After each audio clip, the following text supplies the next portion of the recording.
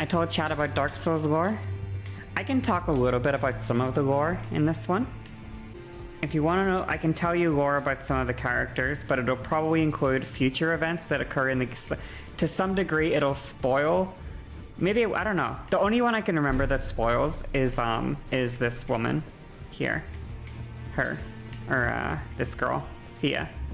Thea, the Deathbed Companion. Basically, her thing is, she has sex with dead people. And then... I think she has sex with dying people, or dead people, one of the two. But she has sex with dead people, and then she gives birth to the person she had sex with who was dead, basically. That's like her special power. Is she has sex with dead people, and then she gives birth to them. And as we'll find out later, there was an event in the history, in the history of the game, that this guy mentioned earlier. Oh. When we were talking to him.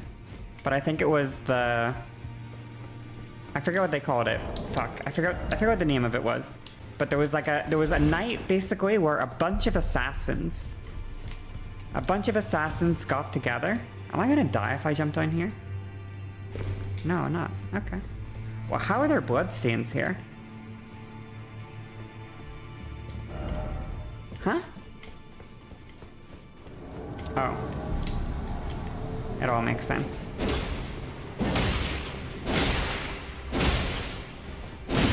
Get slapped. Nice try, kiddo. Get uppercutted. Ah, wait, he's hacking. Knight of Black Knives, you got it, you're right, that's it. It's Knight of Black Knives. I was thinking of the ones the Nazis did, the Knight of Long Knives. Okay, this is guy's fucking... Okay. But anyway, they... Basically, a bunch of assassins got together, and they all conspired together to kill one of the demigods. And at that point in history, a demigod had never been killed before. So they found this guy called Malakath, who's like basically like a, I don't know. He has something called like the Rune of, what is happening? He had a thing called like the Rune of Death. And using the power of the, I greeted. He had the Rune of Death, okay? Everyone has these like great runes, and apparently the great runes give them special powers. Frostbite is just, it stacks up, and then once the bar stacks up, it does bonus damage to you. And once it does bonus damage to you, it also lowers your stamina regeneration for a while. Anyway, so they stole the Rune of Death from him, and then they assassinated one of the demigods using the Rune of Death. They assassinated him. Okay. Can we chill? And... Okay, hold on. This guy's crazy. Like, this guy's insane.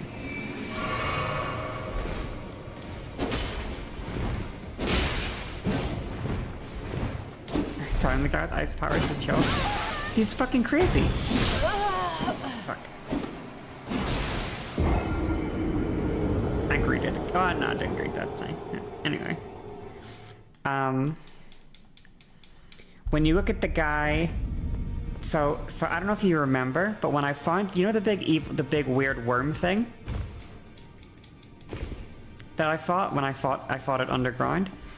The big weird worm thing was guarding a weird looking old decrepit ass face. And that old decrepit ass face is theorized is the face of I think Godfrey was his name?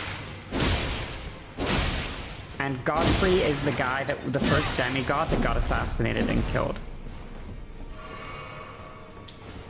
So, it's theorized that that weird face that you find on the ground there is actually That's the face of God Free. God, they all have the same name. They all have names that start with G. So I don't remember.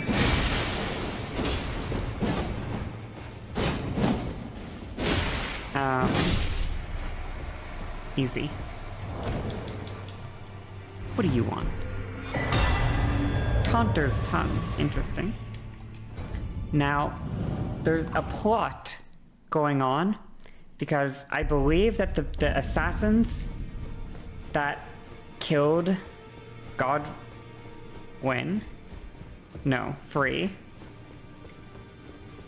were part of oh, hello. Fuck. Oh, it was Godwin? Okay, my bad. You're right, Godwin. Okay, they all start with God. Okay, whatever. I don't remember if it was Ronnie who killed him, or if it was Fia who killed him. But one of those two, I forget. I think it was Ronnie. But Fia, this girl, she wants to fuck the corpse of Godwin. That's her like end game in this. She's actually on a mission to fuck the corpse of Godwin. And so what happens to Roger is he finds the corpse of Godwin and then he gets paralyzed because he gets near it too much because it's infected with death. And that's why he has all these flies swarming around him, because he's infected with death. He's like doomed to die at this point. Maybe Fia put a curse on him or something. I'm not exactly sure. But Fia's kind of a crazy bitch. She's kind of wild with it. Anyway, it's all very cool. It's all super cool. I love the lore of these games. This one I feel like has more like fleshed out lore than most of the Dark Souls games too, which is cool. But our basic plan right now is we killed Godric the Grafted. We killed Godric. And Godric, like they say, he's like the great-great-grandson or some shit, or like the grandson of like one of the gods. So he's a demigod, but he's kind of like a shit one. But now we're after the big boys and big girls. Basically, we're after either the children of the queen and king, essentially. That's who we're after. So basically, the queen had two wives, or two husbands. The queen's first husband was, the queen's first husband was called Godfrey. I have to remember. They're all God. The queen's first husband was called Godfrey, and then at a certain point he was banished for some reason, or exiled, or left, or something. But he left after a while, and after he left, then Queen Marika married this guy called Radagon. And Radagon is the former husband of Rennala. And so Rennala and Radagon's kids all have names that start with R. So if their name starts with R, it's because they're the kids of Rennala and Radagon. If their name starts with G, it's because they're descendants of Godfrey. And if it starts with M, it's because they're descendants of Marika. I believe that's the meme. I think that's how it works. I think. But I think also, I don't know. Anyway, doesn't matter. Oh yeah, I remember. Okay, sorry. No, okay, I got it. I remember now. Okay, I'm sorry. It's taking me so long to remember all this shit. If their name starts with G, they're the children of Marika, the queen, and Godfrey, her first husband. If their name starts with R, they're the kids of Rennala and Radagon. And if they start with M, they're the kids of Marika and Radagon. So, only three letters. J, or G, R, and M. Coincidentally, hello? The initials of George R.R. Martin. My name is Curious. He also helped write the lore of this game. So the kids are, I think, Godwin, who's dad. Godric, who is like the descendant.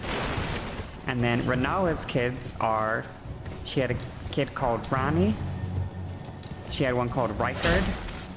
And she had one called Radon. Yeah. And then Marika and Rodigan's kids are Morgoth and Moog and Melania and Mikola. And it's a big spoiler, unfortunately, so I'm not gonna say it, but every single one of Melania and Radigan's kids, for some reason, are all kind of deformed in some way. Every single one of them. I'll do mild spoilers, but they're all incest babies. All of them. So they all have deformities. Every single one of them.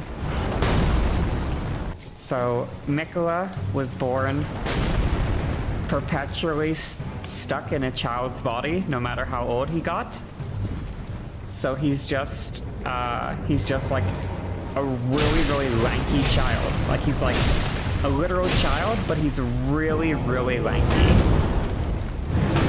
Like his arms are really long and stuff. But he's like a literal child. And Melania was born basically possessed by this thing called the Scarlet Rot, which we'll see more of when we go to this area. We'll see more of the Scarlet Rot over here. But she basically has like this rotting plague inside of her that is like incredibly contagious and infectious and kills every single thing that it comes in contact with, or infects it and basically eats the skin off of it. So that's not good.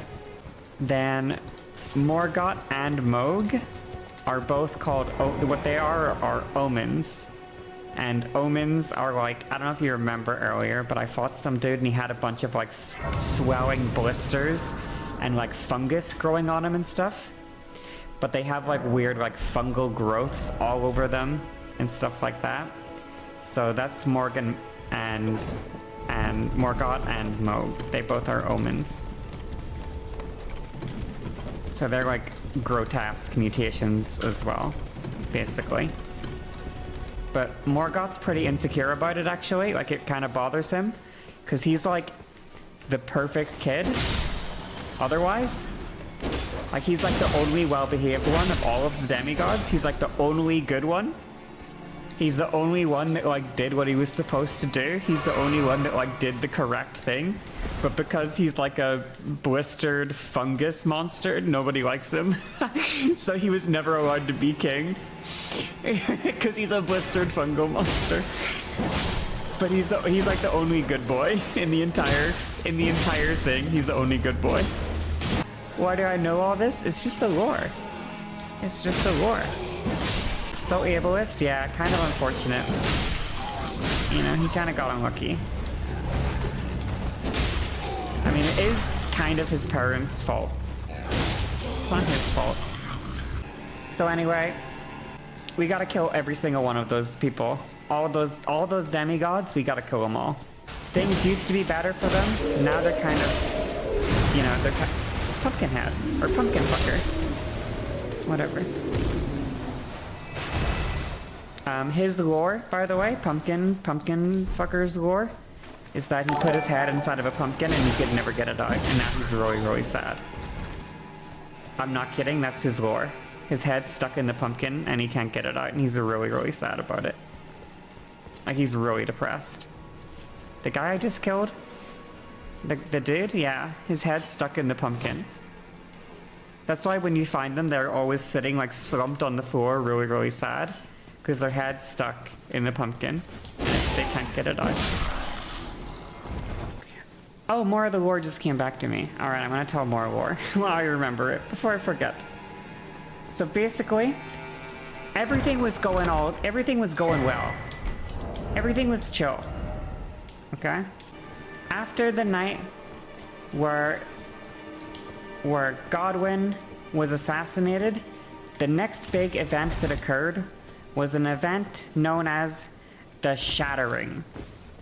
And the Shattering was what happened then was the Elden Ring, the most powerful of all of the runes, was shattered by Queen Marika, who evidently went crazy after her son got assassinated. She lost her mind or something after her son got assassinated.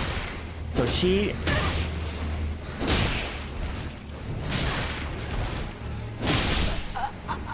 Anyway, back to the lore. So, Queen Marika, she got a little crazy, okay? She went a little nutty with it. And she destroyed the Elden Ring. Oh, fuck. This is like literally just a guy later in a game. He's not even a boss, he's just a dude.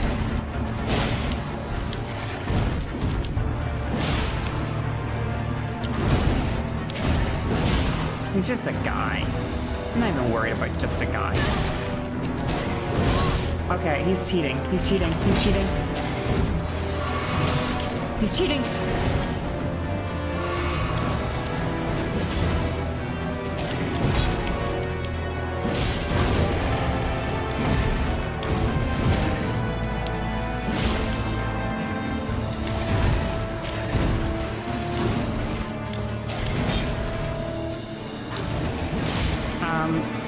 And so, once the Elden Ring got shattered, Queen Marika just kind of like locked herself up in the big giant tree that you see in the sky. She kind of just decided to hang out there in the big tree. That one. And all of her kids grabbed the shards of the Elden Ring. Everyone grabbed little shards of the Elden Ring. They're like, no, we want our big shards. We want our shards. Could this be Elden Ring? No, it's not Elden Ring. And then all of the demigod kids started getting into big fights. Like actual children. They got into fights. They got into lots of wars with each other. For no reason. Like literal kids. Literal children. And the most noteworthy one, the one that I think is the coolest, is the fight that General Radahn had with Melania. And they had a big fight over here. They had a big fight. And basically, Melania showed up, and she tried to start shit with General Radahn. And General Radahn's busy. He's got his own thing going on, okay? He's got his whole own thing going on. He's holding back the stars. There's no stars in the sky because he just keeps them away. Because he does that. That's just his thing. He doesn't like the stars, so he just keeps them out of it. No stars. Why? Because he can. So he's got that going on, and she decides to start shit with him for no reason. Literally no reason. And he beats her ass. He beats her ass so hard that she uncontrollably just scarlet rots everywhere, all over his hometown. He beats her so hard that she just like scarlet rots everywhere. Just everywhere. No respect whatsoever. People live there, she doesn't care. She just scarlet rots it. It's gone, man. Turns Caelid into just a rotted wasteland. A completely rotted wasteland. Infects General Radahn with scarlet rot, which he can never ever recover from. Has to get dragged out unconscious by her fucking minions, who have to rescue her and drag her away. And then she just is like, she just pieces out. She's traumatized from the fight. She never recovers mentally. When you fight her, she pretends that she's never lost a fight before, but like she's obviously lying because she got her ass beat. And she knows it. You can just lie if you lose, literally. But then yeah, after that fight, General Radahn gets infected with scarlet rot and he can never possibly recover from it. And so he just loses himself slowly over the years to madness after being infected. But he still holds back the stars. Keeping the sword from no longer unsafe. Thanks to you. Even while crazy, I only hope. even while crazy and infected, he still holds back the stars because he's just built different. Marina